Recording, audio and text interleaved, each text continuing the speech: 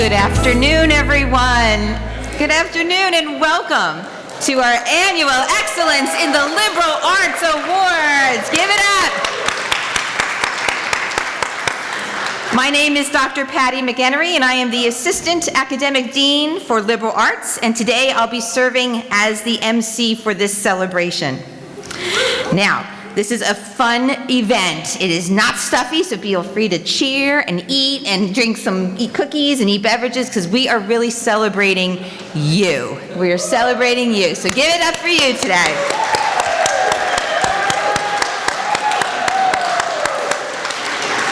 Now, to begin our ceremony, it is my great pleasure to introduce to you our Dean for Liberal Arts, Dr. Timothy J. Brown, for our opening address.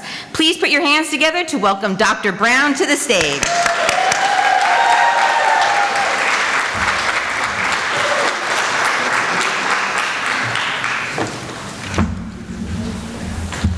Thank you, thank you. Let me try to get set up here and see if I can do this without my glasses. You know, you got to as you get older, you kind of have that vanity where you want to still think you don't need them. So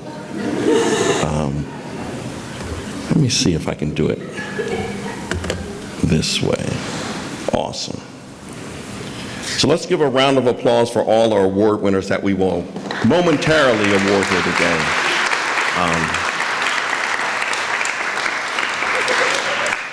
Being able to be successful in higher education is not an easy thing, so we don't want to make sure we overlook that fact. Now, today we are going to be celebrating each and every one of our award winners in the different disciplines of the liberal arts. And see, today is really an easy day, right? It's always easy to come to something where you've been accomplished, where you're going to be recognized. And so I'm actually going to flip the script today, as I'm going to talk about something different. I'm going to not talk about the highlights, I'm going to talk about the lowlights, right? Because life a lot of times is how do we move through those low lives in order to get to the highlights. And I'm going to start with a little quiz here. Now don't worry, I'm not going to test you on any answers. But I'm going to give you 3 individuals, and I'm going to just give you clues about these folks to see who I'm talking about as we're talking about people moving through challenges. And so my first person, after switching majors several times and not finding success, the person dropped out of Fordham University unsure about their career pursuits. The second person had many inventions to his name, but repeatedly failed designing the light bulb. And the third person was fired from her job as a TV evening news reporter, and she was seen as unfit for television news. Now, I only gave you a couple of clues about these folks, but if those who want to know, what I was referring to in order was Denzel Washington, Thomas Edison, and Oprah Winfrey, right? 3 individuals that had some difficulty, but they were able to persevere and push through those difficulties to have success. And see, what links all these individuals and others like them is that they all had to deal with disappointment. See, disappointment in life should be expected. It's a common circumstance, just as common as night turns to day, as the seasons change, disappointment will come. And see, here's the thing about disappointment. It doesn't care if you're rich or if you're poor, if you're black, if you're white, if you live in a blue state or a red state. It doesn't matter what your affiliation is to whatever group or identity that you ascribe to, that disappointment will come calling for you. At some point, you will be overlooked, left out, devalued, and dismissed. See, there's an old saying that there are 2 certain things in life, but I would say when we think about disappointment, we can now count on 3. And those 3 are death, taxes, and disappointment. And so my question today for you is, what are you going to do when disappointment comes for you? And so my theme for the day that I'm going to talk about is how to turn your disappointment into your destiny. And again, I'll repeat that. So the theme is how to turn your disappointment into your destiny. And we're going to do it in 4 ways. And the first one I think you have to recognize off the bat is that life is a struggle. I know that we think about all these when we're growing up and we see all these TV shows and we're taught about, how life is all this fairy tale things, but in reality, life will kick you in the teeth every chance it gets. And I think a great example of someone that we think about life as struggle is a person named Frederick Augustus Washington Bailey, better known as Frederick Douglass. If you know about Frederick Douglass, he was born into slavery in Maryland's Eastern Shore in 1818. Douglass would escape from slavery and become one of the most prominent leaders in the abolition movement and one of the most well-known figures in the 19th century. Now, the interesting thing about Douglass was that he was able to self-educate himself to read and write, and he would become a social reformer, an abolitionist, orator, journalist, writer, editor, recruiter for the Union Army, informal advisor to President Lincoln, and a politician. He went from someone who was oppressed by the U.S. government. By the end of his life, he was representing the U.S. government as the ambassador to Haiti. And so think about the struggle that he had to go through, but he was able to persevere to do all those great things. In 1845, he published his work, The Narrative of the Life of Frederick Douglass. It was the first of his 3 autobiographies that he would write to talk about the horrors of slavery. Douglass was the one who coined one of the greatest phrases. He said, "If there is no struggle, there is no progress." And he also said, "Power concedes nothing without a demand. It never did, and it never will." And see, I love kind of having this example because Douglass is an example that he was able to overcome even with the struggle. And that he used the only 2 things that he had, the written word and the spoken word. So don't anyone tell you as someone coming from the liberal arts that what you bring to the table doesn't matter. You can look at Frederick Douglass and say, hey, he spoke and he written and he changed society. And I think we can think about life as a struggle from the great poem that Langston Hughes wrote called Mother to Son. It's a great example. It's about a mother kind of talking to her son about, yes, there's difficulty, but you have to push through. And so the poem says, well, son, I'll tell you, for life for me ain't been no crystal stair. It has tacks in it, and splinters, and boards torn up, and places with no carpet on the floor, bare. But all the time I've been a-climbing on, and I've been a-reaching landings and turning corners, and sometimes going in the dark where there ain't been no light. So boy, don't turn back. Don't you sit down on those steps, because you find it's kind of hard. Don't you fall down, for I see I'm still going, honey. I'm still climbing. And life for me ain't been no crystal stair. And so I think this first principle that we just have to take away is that we have to realize life is going to be a struggle. It's not going to be easy. The second principle, if we want to turn our disappointments into our destiny, is that we have to cultivate a home place. See, I'm a big believer in this. And one of my favorite writers, Bell Hooks, she is a prolific writer. She's published over 40 books dealing with a lot of different topics with, black feminism and, gender and black masculinity and culture and things. And so she talks about this idea of the home place in her book, Yearning, Race, Gender, and Cultural Politics. And the idea is simply, she says that every person needs to have a place where they're valued, seen, understood, and heard. Places where we're free to be who we are. And see, I think this is really important because if you think about it nowadays, I just saw a statistic from the U.S. Department of Labor from this year. It said every 12 months, 30% of the workforce is looking for a new job, that it turns over. Think about that. That's massive. 30%. Why? Because people are looking for places to be connected to, where they feel like they're valued. And see, this is one of the things I learned as a young person in my first childhood home in South Coastville, PA. I learned about this concept of the home place. See, as my parents told me when we first moved there in 1971, because my father worked at Luke and Steel. He was a steel worker. He was a steel worker. My grandfather was a steel worker. My uncle was a steel worker. So, as a first-generation college student, that was kind of like on my mind, is that would I also end up in the steel mill? And so we moved to a place on South Hill, and it was a place close enough to Lucan so that my father could walk down the hill to work, so that my mother could have the car to use during the day. And as they told me when we moved there in 1971, the next day after they moved in, up and down the street, there were for sale signs on the street because no one wanted to live next to a black family. And see, that was the importance of the home place.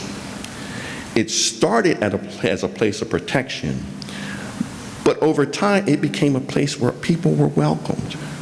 And it was interesting in my short time living there, that my parents, they went from being perceived as pariahs, right, to pillars of that community.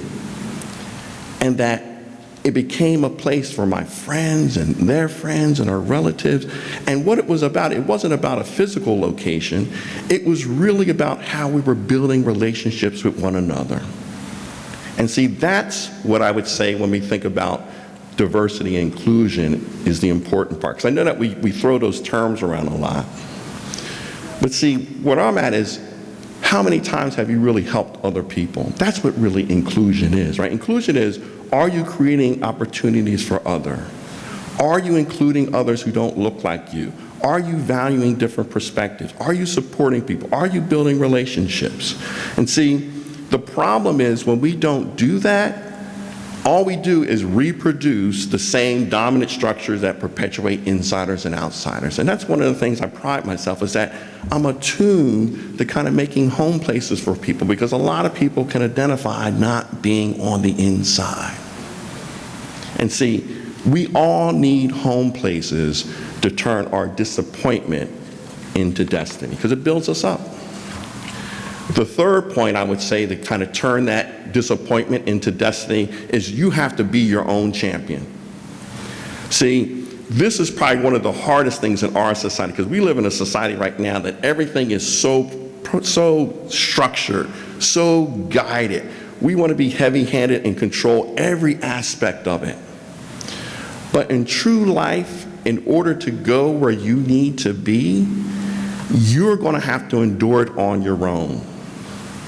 Right? Mama can't do it for you. Daddy can't do it for you. Grandmama, siblings, doesn't matter. You have to just go through some things. There's going to be some pain, some sacrifice. But if you're willing to do that, that's how you grow and develop as a person. That's how you build empathy. And that's the only way that you do it. And see, I knew this because when I was, again, growing up in Coatesville, I used to want to play for the Coastal Red Raiders, right? Every person, and that's a common thing, Friday night lights that you have, right, in the Northeast and the Midwest and the South. Everyone wanted to play for their hometown high school, and that was true for me. And I loved playing football, and that was one of the first things in that community. Everyone would come out and support the football and basketball teams. And that's where I saw my first heroes, right? I wanted to be like the Tools brothers, and I wanted to be like the Pat Cahills, these people that you saw and they got applauded by the people in the audience. And I remember that in my time, I played high school and I played quarterback, and so I went through the system back then. Coatesville, every middle school and then the 9th grade, they all ran the same system. Because the idea was that by the time you get to high school, they wanted to be second nature for you. And I played high school, I played quarterback, loved the position, loved doing that, loved working with my teammates. And then what happened was, when I got to the 10th grade, when the game would come, they would put me in at receiver. So I'd practice all week the first team, quarterback, and then game come, put you in receiver.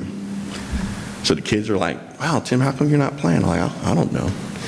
And I remember that my dad, who was someone that, he was kind of a stoic person. He never got excited about things. He was always measured about it. And I remember one time at dinner, I figured it must have been important if my dad had to say something. He asked me, how come you're not playing? And I just said, I don't know. And so I didn't know that my dad, he was actually going to go to talk to the quarterback coach the next day. And so I remember, and again, it was one of the striking times in my life. It was one of the things I write about in my book that I published called No One Cheers for Goliath. It talks about my ascension from higher education, from first generation college student to academic dean. So you should get the book. It's a good book. So best $15 of your life. I get like a quarter for every copy. So But I remember I came off the field and there was my quarterback coach and my dad standing side by side. And the quarterback coach, his face was probably red as my shirt. And he said, and my dad said, hey, he said, Tim, your coach has something to talk to you about.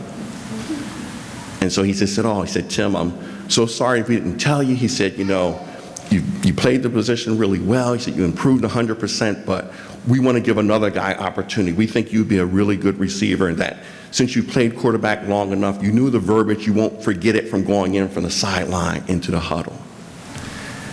And that was a crushing defeat for me.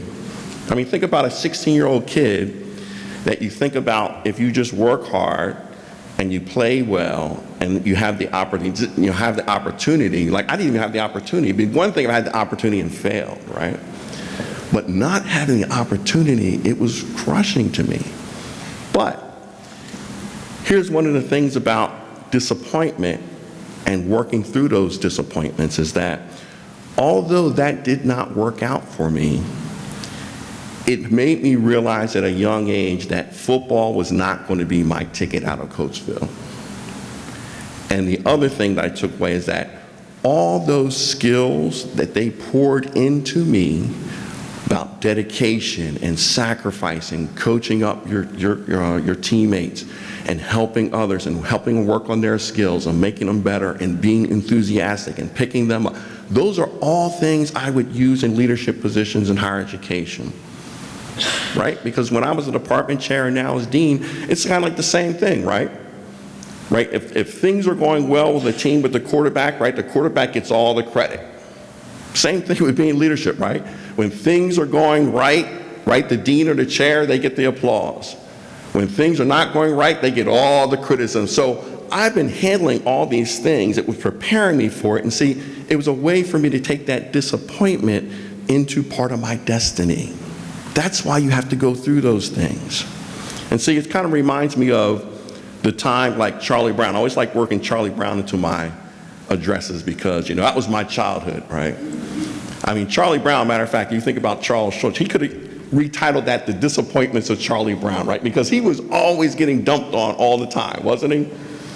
I mean, he would make me laugh. And about then, I remember you had to actually wait for the show to come on. Right? You couldn't kind of, get it online and things. But, I mean, think about all the things that I mean, I remember the time where he didn't get any Valentines, right? And the kids were just all mean to him. Remember that? They did that. And I remember he tried to put the Christmas tree, he tried to put a bulb on it and he killed the tree, right? I mean, it was all kind of stuff he was doing. But the one that really cracked me up the most was, and we would laugh at it, remember on Halloween he was just getting rocks? I was like, who goes Halloween gets rocks? He's like, oh, right. Every house he was getting rocks, right? But here's the thing about Charlie Brown. And this is where you have to be your own champion. Remember, they would have a part where they would show him trying to kick the football, and Lucy would always take it from him. And remember, no matter how he tried to sneak up in different ways, always at the last minute, Lucy would take the football, and he'd go flying through the air. See, when you're your own champion, and when you're going through disappointment, you have to be discerning of people, whether they're for you or against you. And see, Charlie Brown had to get to the point that he didn't realize that if they weren't going to allow him to kick the ball, he got to find another ball to kick, right? So it's the same like you. If they're not letting you kick the ball, you find another ball to kick because you have to be your own champion.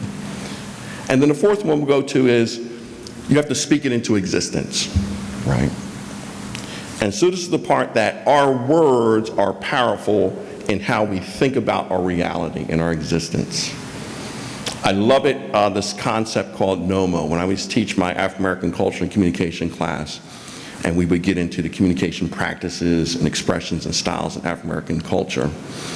This idea about nomos, that the power of the spoken word, that your words can create your reality, right? It's part of that oral cultures do this, right? That the spoken word had the power to define your reality, to motivate others, to inspire and persevere. And that's true. And I think a good example of this, you think back in 2008 when I was thinking about different examples, is like Barack Obama was a good example of that.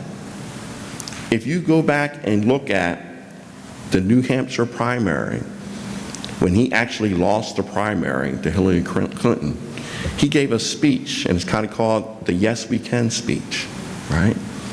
So he was able to take that disappointment of losing that primary to be able to construct the reality of saying, you know what, we did better than what people thought, and here's what the vision I have for America. And then it's not about me, it's about all of us. And he was like, yes, we can. That was the phrase, right? So everything that he was articulating would punctuate, but yes, we can. And it galvanized his campaign because, again, before that, he was kind of an unknown senator, first term. It was kind of like, who are you to take on Hillary Clinton, right? She had all the backing and all the history, right? And so that yes, we can became his reality that brought the reality of his presidency into reality. And so it's a great example that you have to speak it until you believe it. And so today, as I kind of wind up, I was talking about how we can go about taking our disappointments and turning it into our destiny. And I gave you a quick little quiz where we talked about Denzel Washington and Thomas Edison and Oprah Winfrey and how they had a certain disappointment early in their career and how they were able to overcome it. And see, they help us understand that in order to turn disappointment into destiny, we have to recognize that life is a struggle, that we have to cultivate a home place, we have to be our own champion, and we have to speak our success into existence. And I'm going to bring this to a close, I think, with another good cultural text. And it's the movie The Wizard of Oz. Right? Matter of fact, this is the time of year when they usually play that, right, that they have. And it's kind of funny now looking back when, it was one of the favorites things. Me and my sibling, we used to love kind of when it would come on. We would go upstairs into my parents' bedroom, watch it on their little TV, and, we'd laugh at the same parts. We get scared at the same parts, and then our parents are yelling at, like, you should have, right, later on, because people can't go to sleep and they're crying at certain stuff. But it was funny, right? Can you remember they had parts like remember the witch, you got the boiling water on her, right, and that kind of melted her, and they had the flying monkeys, and I remember that stuff was kind of scary for you. Sometimes you think, like, why did they let parents like little kids watch this, right? The part that would get me was the part where the witch, when the house landed and the legs curled up, that would always get me all the time, and I saw his legs curl, like, But what I think about it as a cultural text is it's telling us something about turning disappointment into destiny. So think about it. You have these characters, Dorothy, the Tin Man, the Cowardly Lion, the Scarecrow. They all are on this journey down the yellow brick road, trying to get to Oz. They all had their own disappointments. They all had their different struggles, but they came together to support one another in that journey. And here's one of the most important parts, I think, that text tells us. Think about it. In them supporting one another to Oz, and they get to Oz at the end, they realize that the great wizard is really just a little person behind a curtain. And what they learned, which was more valuable, was that the things that they needed was already inside them. They already had it, right? You don't need that confirmation from other folks. And what makes it powerful is that, think about Dorothy when she starts clicking those heels at the end, she realizes that there's no other place that she can do this than home, because they created a home place together. So I want you to remember that as you get your awards today, is that you have what it takes to be successful in life. You don't need outside confirmation to tell you what to do. You just need to be able to think about the strategies I gave you today so that when disappointment comes, you turn it around and turn it into your destiny. Thank you.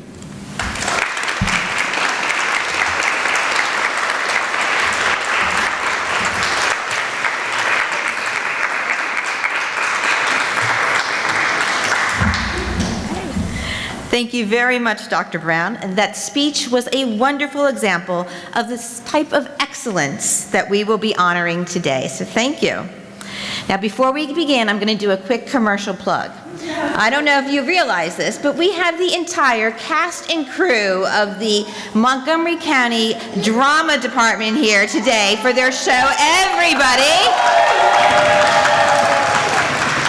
I understand you had a performance earlier today, which was 5 stars, I was told. It's 5 stars. It is tonight at 7.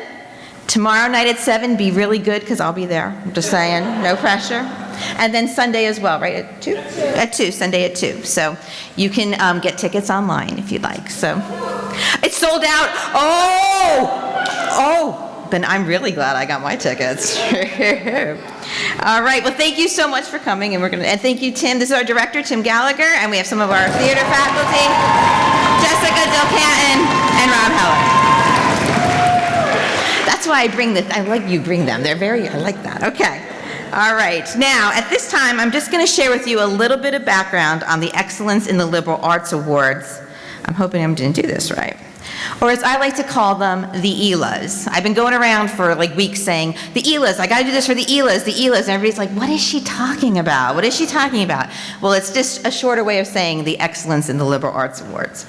Now, the ELAs are faculty-nominated and faculty-selected awards that recognize and honor academic excellence in the 5 majors of the liberal arts, and those 5 majors are the fine arts, history, music, theater, and liberal studies, our certificate program in public relations, and the 12 academic disciplines of the liberal arts division, which include anthropology, communication studies, dance, our first-year experience, English, English as a second language, philosophy, political science, reading, Spanish, sociology, and then our world languages. We asked our faculty in each of these disciplines to please nominate a student whose work demonstrated the academic excellence we strive for in liberal arts. Or, as I phrased it to them in their email, please let me know what student knocked your socks off. That's what I asked them to do, okay? So in just a few moments, we are going to be honoring these award winners. Each of our winners tonight is going to receive a medal, a certificate, and a bracelet, which is made from honor cords in the colors of the liberal arts. Those are white, which recognizes arts and letters, English, history, literature, and sociology, brown for our fine and performing arts, and pink for music. We do look like Neapolitan ice cream, but we're very proud of it. We like it. Okay? Now, when our person who's going to do the announcing is going to call your name, I'm going to ask you to please enter the stage on my left. You have to understand how hard I'm thinking about this. This is my left, so please enter right up this way. It'll be your right, my left.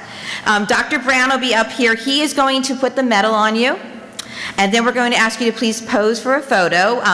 Mrs. Powers, right here, will be taking your photo, and then we ask you to exit from the other side of the stage, and I'll be there to help you down, so if you have high heels on, I'll grab your hand. Now, at this time, I would like to welcome Dr. Amanda Gatchett, our coordinator for communication studies, to come to the stage to announce our 2023 ELA winners.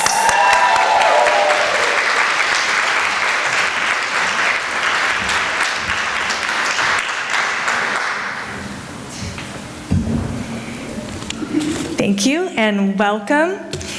So, our first award is for excellence in anthropology, Taylor Graves. Not only is Taylor an outstanding anthropologist in the classroom, but she is committed to community service activities promoting her chosen field.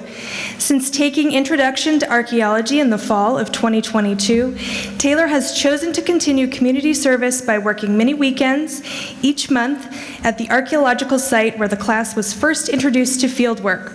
I'm impressed with her commitment to the community and to the field of archaeology and to her education.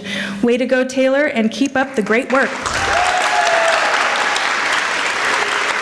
And those were words from Dr. Lynn O'Brien, who nominated her.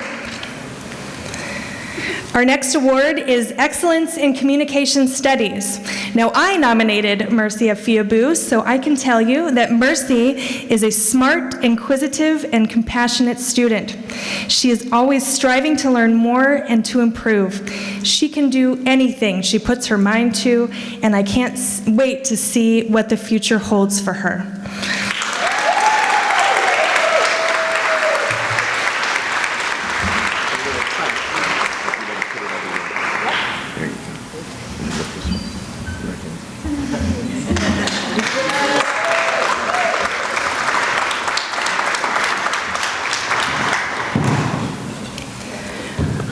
For our award in Excellence in Dance, Zachary Sirach.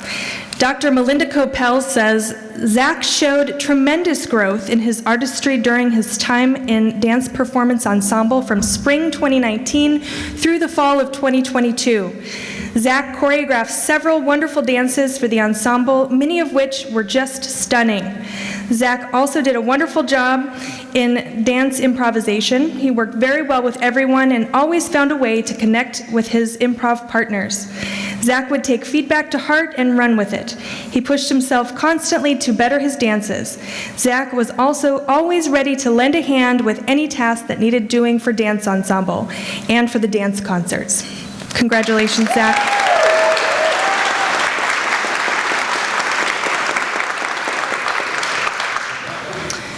For excellence in English, Catherine Calderon. Dr. Vicky Vetro says, Kathy is a bright, engaged, and diligent student who takes seriously her college education. Even though her courses are synchronous online, a modality that encourages some students to disengage, Kathy has remained a leader among her peers, collegial and interested throughout each class meeting. More importantly, Kathy is a full-time parent and employee, which only emphasizes why she is a perfect candidate for this recognition.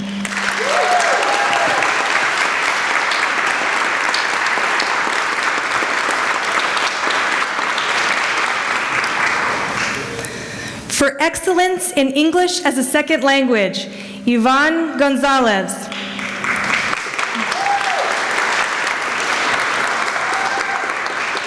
Professor Justin DeForest says, Yvonne was in my ESL 005 course in September 2022. She worked diligently to improve her skills.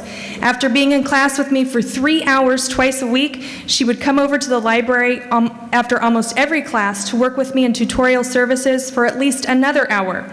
In addition, on Sunday nights after she finished her shift at her father's company, she would sometimes join me online from a computer at work for half an hour of my open tutoring session.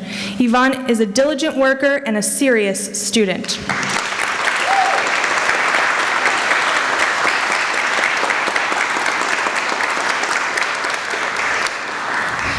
For excellence in fine arts, Nat Nia Nguyen.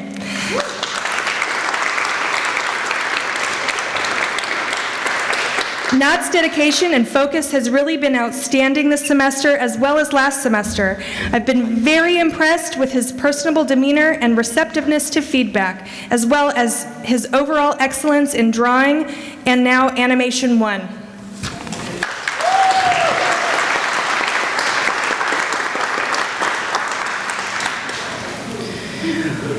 For excellence in first-year experience, Aiden Chipola. Professors Jennifer Mullen and Daryl Williams say, ironically enough, Aiden is in his last semester at MCCC. However, his journey to this point has shown incredible resilience, persistence, and grit, and he embodies so many of the positive qualities that we try to develop in students through FYE. He is engaged and thoughtful in class discussion and has a bright future ahead.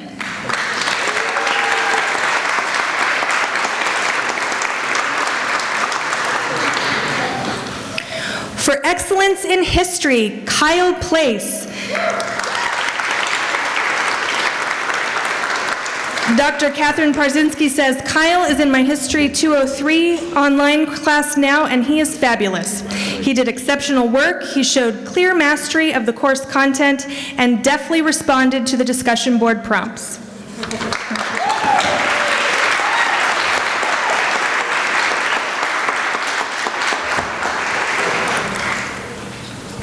For excellence in liberal studies, Mac Carson. Dr. Kathy Carsley says, Mac exemplifies the best quality of our college's liberal studies students. They are generous classmates, academic leaders, and thought explorers who never fail to treat their peers with unflagging respect. According to the Roman moralist Seneca, there is only really liberal study, that is, only one study that makes someone free, which, after all, is the root of the word liberal, the study of wisdom, and that is lofty, brave, and great-souled. Mac's approach to other students embodies Seneca's idea of the liberal arts and is both brave and great-souled.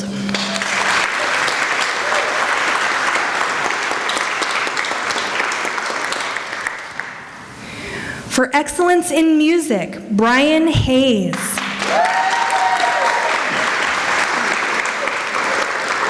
Dr. Loida Camacho says, Brian has been outstanding as a student. He has a solid understanding of theory and a very good ear. He was in both my classes last semester and continues the good work this semester.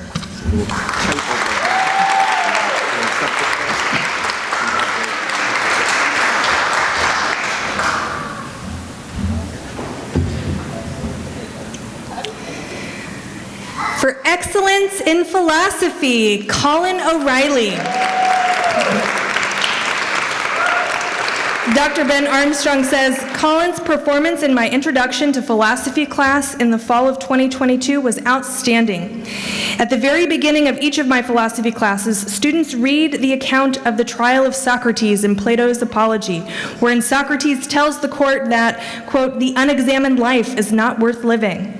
It was in answering this call to self-examination that Colin truly distinguished himself from others in the class, indeed from the majority of even the best students in introduction to philosophy classes. Colin's willingness to subject his own views to the implicit scrutiny of the philosophical texts and to the explicit scrutiny of his classmates in public displayed the self-examination directive again and again. In engaging in this self-scrutiny openly before his classmates, Colin enriched the course in a variety of ways for everyone in the class.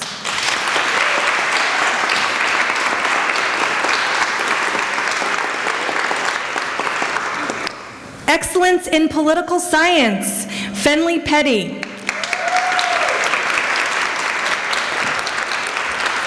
Professor Jody Empel-Schwartz says, Fenley is an active participant in our Poll 101 Introduction to Political Science.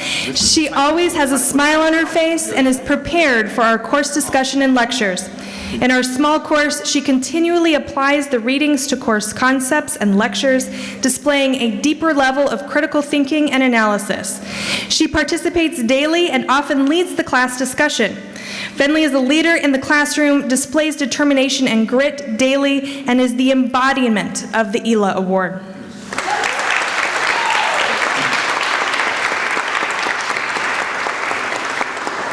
For excellence in public relations, Kevin Murphy. Professor Tom Donlin says, Kevin worked on a public relations campaign for Gemma Services, a nonprofit foster care facility that provides education, mental health services, and much more to at-risk kids in the greater Philadelphia area. Kevin created several publicity materials that were used by Gemma and promoted their spring festival. His work was consistently stellar.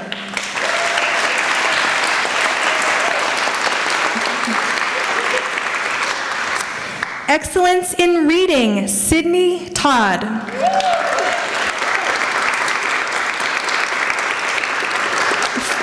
Professor Terry Stiles says, from the bottom of my heart, I most sincerely recommend Cindy Todd to win an ELO award. Cindy was an outstanding student. I had her for both reading 010 and 011. Her literacy projects were fantastic, especially her one for reading 010. She had an uncle who trained the girls who flew deliveries of supplies to our troops during World War II.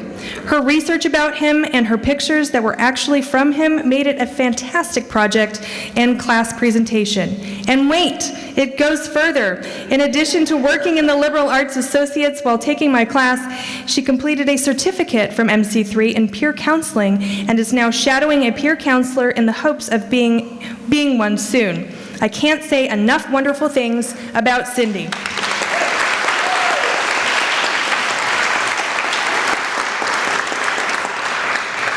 For excellence in sociology, Lan Gu. Lan Gu is a recent Chinese immigrant. She is married and is the mother of 2 school-aged children. She works and goes to school while also taking care of an ailing mother. Despite that, her grades are stellar, her comments in class insightful, and she is always respectful. She takes her responsibilities as a student, a mother, a daughter, and a wife very seriously. I simply do not have enough adjectives to describe her.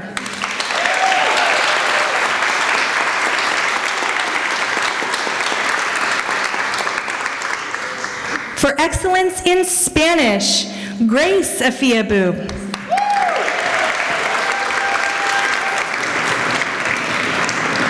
Professor Ingrid De La Peña says, Grace Afiabu was a student in my Spanish 101 course. She is an international student from Botswana who showed a great work ethic, never missed a class, and ended the semester with an almost perfect score of 99.85%. She is very deserving of this award.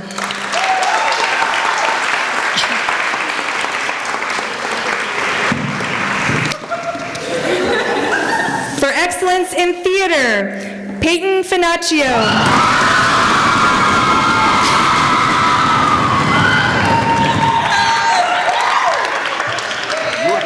Peyton was nominated by Professor Tim Gallagher and all the theater faculty, and say Peyton is a shining representation of all the amazing students in the theater arts program. From her first semester, when she came in on her own to build a magnificent tree from scratch, to her tireless efforts as a set and lighting designer, to her work as the club leader and actor.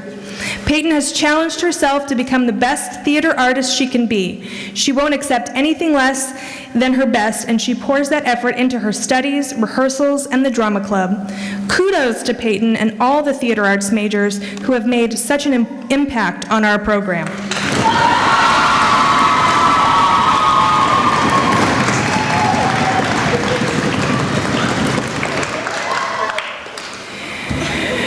And lastly but not least, excellence in world languages, Rebecca Cassius. Professor Farida Faraji says, Becca is an all-around great student and person. In class, she pays attention and asks questions. She is also helping with the upcoming French camp, Discover France. I hope she will pursue learning French, and I wish her the best of luck in everything she does.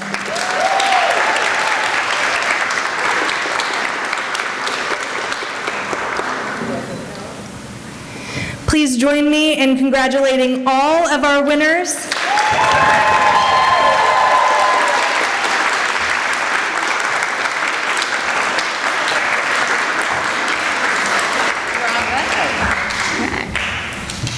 Thank you, Dr. Gatchett, and congratulations again to all of our winners.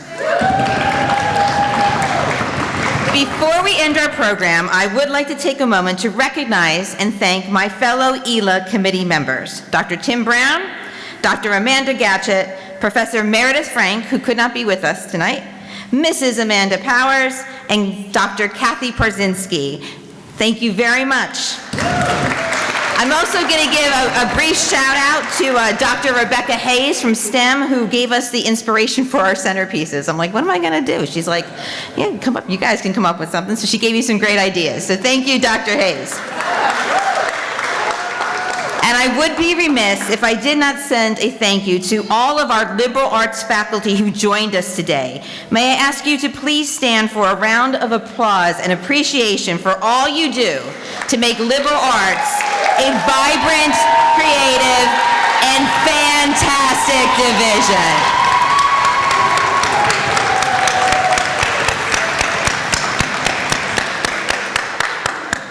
Okay, our last little bit of housekeeping.